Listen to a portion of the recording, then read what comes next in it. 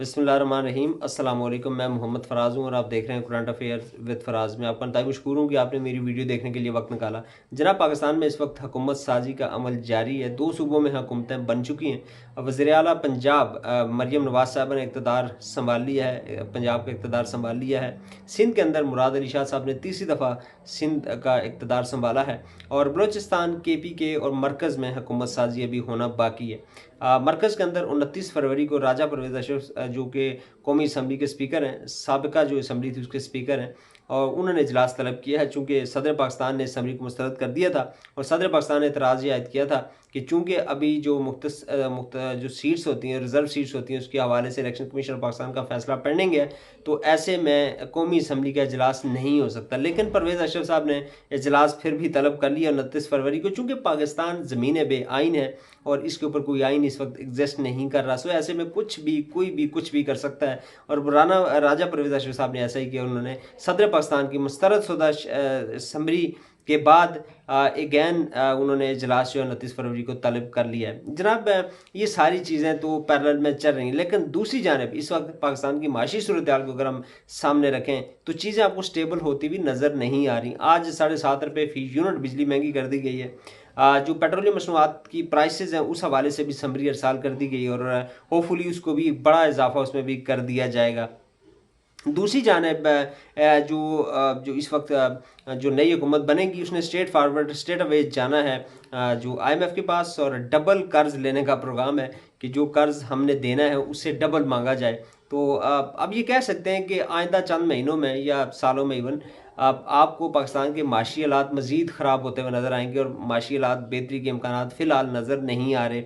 और दूसरी जानब सियासी जमात है पाकिस्तान तहरीक इंसाफ, सबसे बड़ी सियासी जमात है जिसको अवाम ने मैंडेट दिया था, उसको मैंडेट उसका छीना गया। फॉर्म 45 के मुताबिक लोग जीते, उनको फॉर्म 47 में हरा दिया गया और पाकिस्तान तहरीक इंसाफ एक बड़ा एहतजाज प्लान कर रही है। इस हवाले से आज मुलाकात हुई शेर अफजल मरवत साहब की, इमरान खान साहब से असद कैसर साहब भी मिले थे और इसके बाद 3 मार्च को चूँकि इंटर पार्टी इलेक्शन भी होने जा रहा है और PTI के साथ साथ मौलाना फजल रहमान साहब भी इस सारे रिजल्ट को रिजेक्ट कर रहे हैं और मौलाना साहब की बात वज़नी है। मौलाना साहब की बात जो है उसको सीरियस लिया जाना चाहिए।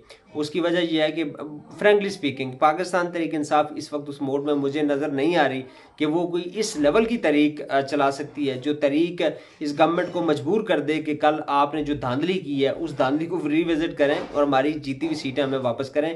ऐसा मुझे इस वक्त जो कैपेबिलिटी है, जो कैपेसिटी है, इमरान खान के बगैर पाकिस्तान तहरीक इंसाफ की नज़र नहीं आती। हाँ, अगर इमरान खान बाहर आ जाते हैं तो फिर माहौल और हो सकता है, लेकिन फिल वक्त जो अभी तक की जो सूरत हाल है उसके मुताबिक पाकिस्तान तहरीक इंसाफ की वो कैपेसिटी या कैपेबिलिटी नज़र नहीं आ रही कि वो जो तहरीक शुरू करने जा रहे हैं वो तहरीक जो गवर्नमेंट को मजबूर कर सकती है। लेकिन चूँकि इस वक्त माशी सूरत हाल इंतहाई दगरगूं है, आवाम के पास 2 वक्त की रोटी पूरी करने के पैसे नहीं हैं और हालात बड़े आउट ऑफ कंट्रोल हैं। आल तो मरियम नवाज़ साहबा बड़े बड़े ऐलानात कर रही हैं। मरियम साहबा ये भी कह रही हैं पूरे पंजाब में वाईफाई फ्री करूँगी। मरियम साहबा ने ये भी ऐलान किया है कि लैपटॉप और टैब्स फ्री दूंगी। अल्लाह करे ये सारा कुछ हो जाए, चूँकि वाईफाई के सिग्नल बड़े जो हैं वो पेट भरने के लिए बड़े मुफीद हैं और टैब्स और ये जो लैपटॉप्स हैं ये भी पेट भरने के लिए बड़ी मुफीद चीज़ है। तो मरियम साहबा के जो ऐलानात हैं उसका मैं खैर मकदम करता हूँ। दूसरी जानब जनाब, मरियम साहबा ने आज 8 लाख जो असला के लाइसेंसेस थे उनको मुअत्तल कर दिया है। दैट्स अ गुड मूव और ये बहुत अच्छा डिसीजन है कि ये बिल्कुल किए जाने चाहिए। फिर जनाब, मौलाना साहब को सीरियस इसलिए लिया जाना चाहिए कि मौलाना साहब के पास जो कैपेबिलिटी है, मौलाना साहब इस सारे मामले में अगर पाकिस्तान तहरीक इंसाफ के साथ खड़े हो जाते हैं तो मौलाना साहब की जो जमात है या मौलाना साहब का जो वर्कर है उसके अंदर ये कैपेसिटी है कि वो गवर्नमेंट को मजबूर कर सकते हैं कि आप इस सारे इलेक्शन के प्रोसेस को जो प्रोसेस हुआ, जो रिजल्ट आए और जिस तरीके से रिजल्ट को तब्दील किया गया उसको रिविजिट करें और धांधली शुदा जो सीटें थी उनको वापस किया जाए पाकिस्तान तहरीक इंसाफ को या जो भी जमात जीत रही थी। सो मौलाना साहब की जो बात है इस वक्त वो वज़नी है।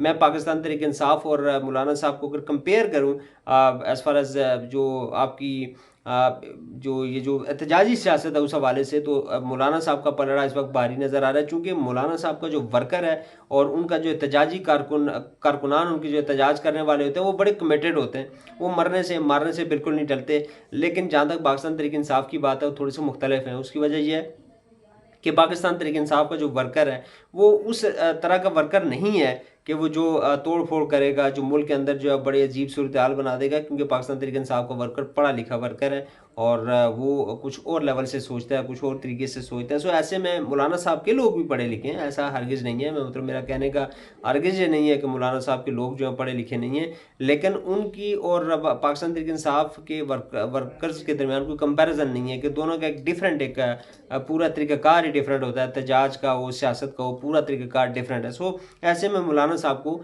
सीरियस लिया जाना चाहिए। दूसरी जानब जनाब MQM ने भी बड़ा अहम इजलास तलब कर लिया, अपने तमाम अरकान को जो है इस्लामाबाद तलब कर लिया और फैसला किया जाएगा कि आसिफ अली जरदारी साहब को वोट देना है सदारत का या नहीं देना, इस हवाले से कल तक फैसला हो जाएगा।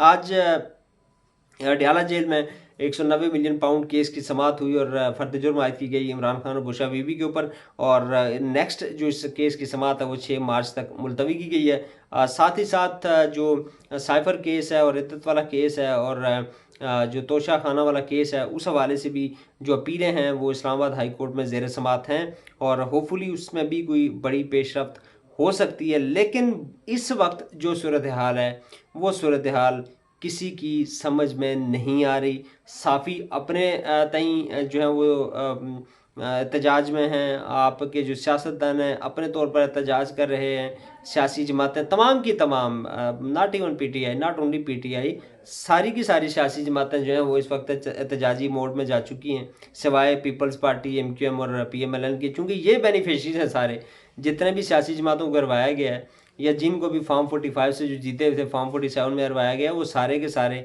इस वक्त एहतजाज में हैं और जो जीते हैं वो सारे के सारे इस वक्त हुकूमत में हैं। तो अब हम समझ सकते हैं कि इस वक्त सूरत हाल क्या बनने जा रही है और मुल्क के अंदर आने वाले चंद महीनों में या हफ्तों में क्या सूरत हाल डेवलप होगी। लेकिन तमाम जितने भी स्टेक होल्डर्स हैं उनसे एक ही रिक्वेस्ट होगी कि ये मुल्क देखें काम शहरी के लिए, मेरे जैसे हज़ारों लोगों के लिए, लाखों लोगों के लिए, बल्कि करोड़ों के लिए भी हम कह सकते हैं, क्योंकि करोड़ों लोग ही पाकिस्तान के अंदर 24 करोड़ की आबादी है और चंद लाख ही होंगे जिनका कुछ सेकंड ऑप्शन उनके पास है कि वो मुल्क से भाग जाएं या कुछ करें।